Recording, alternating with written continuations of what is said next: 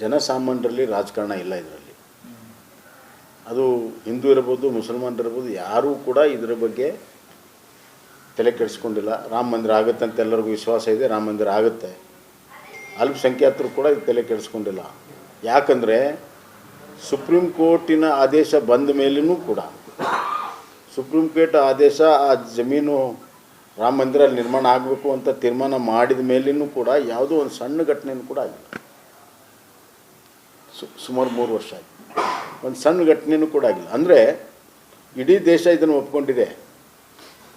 ಈಗ ಕಾಂಗ್ರೆಸ್ನವ್ರು ಜೀರ್ಣಿಸ್ಕೊಳ್ಳೋಕ್ಕಾಗ್ತಾ ಇಲ್ಲ.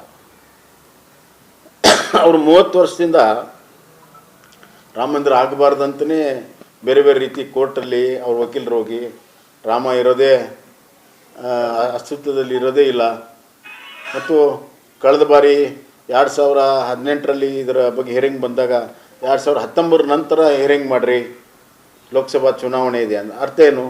ಲೋಕಸಭಾ ಚುನಾವಣೆಗೂ ರಾಮ ಮಂದಿರಕ್ಕೆ ಸಂಬಂಧ ಕಲ್ಪಿಸಿದ್ದೇ ಕಾಂಗ್ರೆಸ್ಸಿನ ವಕೀಲರು. ರಾಜಕಾರಣ ಮಾಡ್ತಿರೋದೇ ಕಾಂಗ್ರೆಸ್ನವರು.